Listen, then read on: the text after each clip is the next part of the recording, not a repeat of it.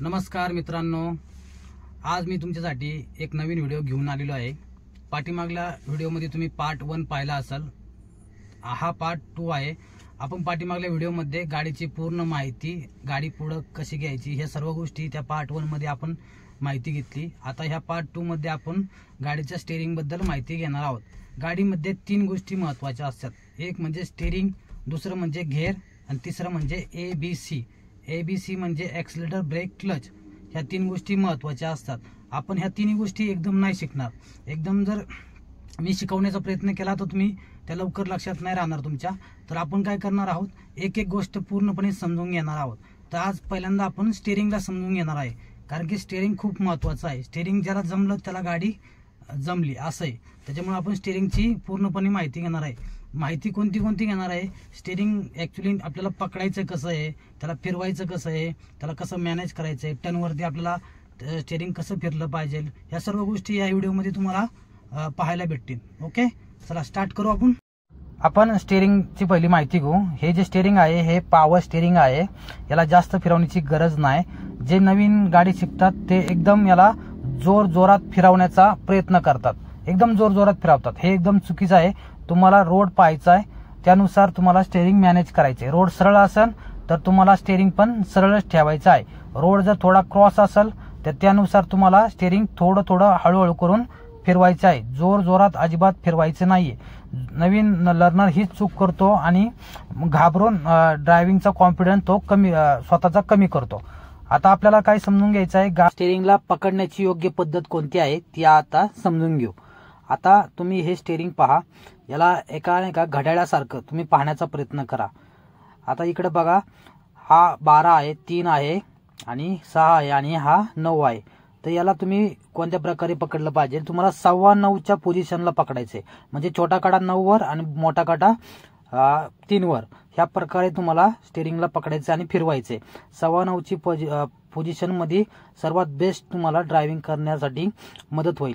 Okay, दुसरी पद्धत 10-10 म्हणजे 10 वाजून 10 मिनिटं ह्या पोझिशनला पण तुम्ही स्टीअरिंग पकडून ड्रायव्हिंग करू शकता। ही पद्धत पण चांगली आहे। ओके, नवीन लर्नरना एक स्टीअरिंग फिरवण्यामध्ये चूक करतो, तो अशा प्रकारे थोडं करून स्टीअरिंग फिरवतो, एकदम थोड्या प्रकारे असं टर्नवरती स्टीअरिंग फिरवतो आणि चूक करतो। ह्या पद्धतीने जर तुम्ही फिरवलं ना तर तुम्ही टर्न मारू शकणार नाही, तुम्हाला टर्न मारायला वेळ लागणार आणि तुम्ही रोड सोडून बाहेर जाणार। तुम्हाला कोणती पद्धत वापरायची आहे माहिती आहे, तुम्हाला पुल आणि पुश ही पद्धत वापरायची आहे। पुल आणि पुश तुम्हाला स्टीअरिंगला जास्त ह्या पद्धतीने पुल आणि पुश बघा, तुम्ही पाहून घ्या, ह्या पद्धतीने तुम्हाला स्टीअरिंगला फिरवायचंय। पुल आणि पुश ह्या पद्धतीने फिरवायचंय आणि जास्त मोठा टर्न घ्यायचा, मोठं म्हणजे जास्त प्रमाणात स्टीअरिंगला फिरवायचंय। असं थोडं करून अजिबात स्टीअरिंगला फिरवायचं नाहीये। जेवढं जास्त फिरवता येईल टर्नवरती तेवढं तुम्हाला जास्त फिरवायचंय। पुल आणि पुश ह्या पद्धतीनेच तुम्हाला स्टीअरिंग फिरवायचंय, हीच पद्धत योग्य आहे। ओके, आता आपण गाडीच्या आतमध्ये बसून टायरला सरळ कसं करायचं याची माहिती घेणार आहोत। जे नवीन गाडी शिकतात त्यांना भरपूर वेळा कन्फ्यूज होतात, त्यांचे टायर सरळ आहे का नाही। तर आपण ते आज माहिती करून घेणार आहे की आतमध्ये बसून टायर सरळ कसे करायचे। आता माझा टायर कसा आहे, सरळ आहे।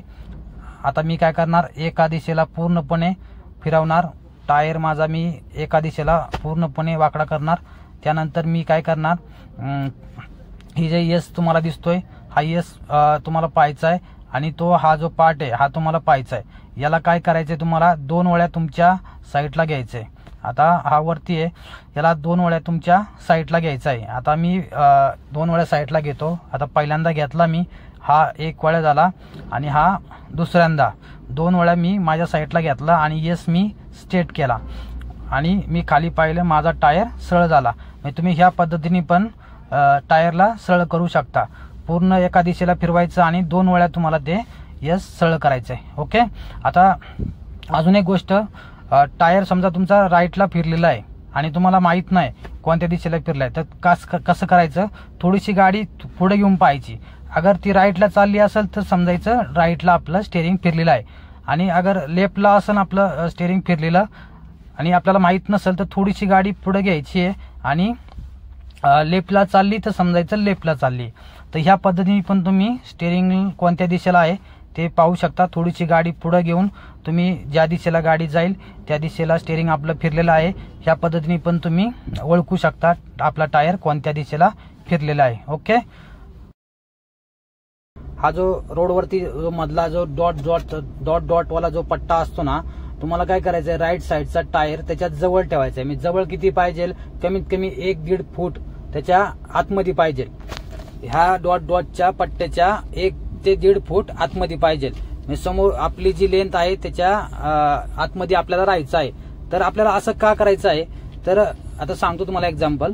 आता हा जो समोरचा रोड आपला जो ट्रॅक दिसतोय ना तुम्हाला, जर लेफ्टचा जो पट्टा आणि मधला जो डॉट याचं जे अंतर आहे, याचं जे अंतर आहे ते एका गाडीपेक्षा जास्त आहे. म्हणजे एका गाडीपेक्षा जास्त आहे. तर आपल्याला काय करायचं, राईटचा टायर मधल्या पट्ट्याला काय करायचं आहे, खिटून घ्यायचा आहे. मी कमीत कमी 1 फूट त्याच्या जवळ ठेवायचा आहे. आणि पलीकडला टायर ऑटोमॅटिक त्या पट्ट्याच्या आतमध्ये राहतो.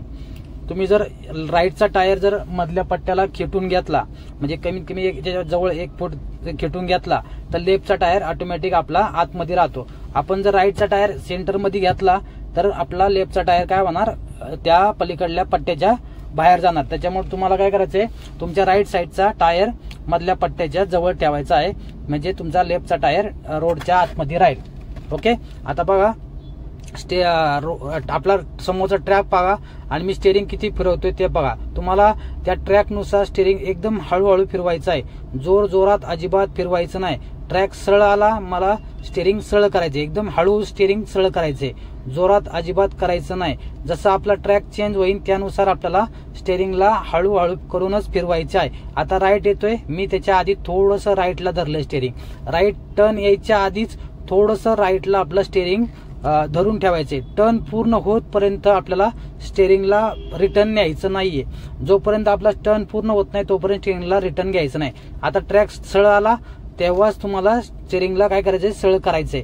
आता लेफ्ट येतोय तर तुम्हाला काय करायचंय, थोडं लेफ्ट साईडला फिरवायला चालू करायचंय. समोरचा ट्रॅक सरळ आला त्यानंतर तुम्हाला स्टेअरिंगला काय करायचंय, हळूहळू स्टेअरिंगला सरळ करायचंय आणि एकदम हळू करायचंय. जोरात अजिबात करायचं नाहीये.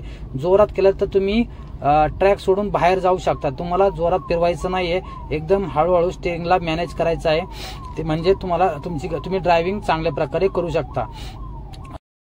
आता तुम्ही ड्रायव्हिंग करताना नेमकं तुम्हाला कुठे पाहायचंय हे खूप महत्वाचं आहे. ड्रायव्हिंग करताना तुम्हाला समोर नेमकं कुठं पाहायचंय हे महत्वाचं आहे. हे तुम्हाला सांगतो. ड्रायव्हिंग करताना तुम्हाला इथे जवळ अजिबात पाहायचं नाही. ड्रायव्हिंग करताना तुम्हाला लांब पर्यंत पाहायचंय, थोडंसं लांब पाहिजे. जवळ पण पाहिजे पण कंटिन्यू जवळ नाही पाहायचं, थोडंसं लांब पाहायचं. म्हणजे आपला ट्रॅक कसा आहे कसा नाही ते आपल्याला समजतं आणि त्यानुसार आपण स्टेअरिंग आपलं मॅनेज करू शकतो. थोडं करून आपल्याला फिरवायचं असते. थोडासा टर्न आला थोडंच फिरवा. तुम्ही पहा, व्यवस्थित पहा मी स्टेअरिंग किती फिरवतोय, त्यानुसार तुम्ही तुमच्या गाडीमध्ये प्रॅक्टिस करा. तुम्हाला पण लक्षात येईल स्टेअरिंगला जास्त फिरवण्याची कोणत्याही प्रकारची गरज नसते.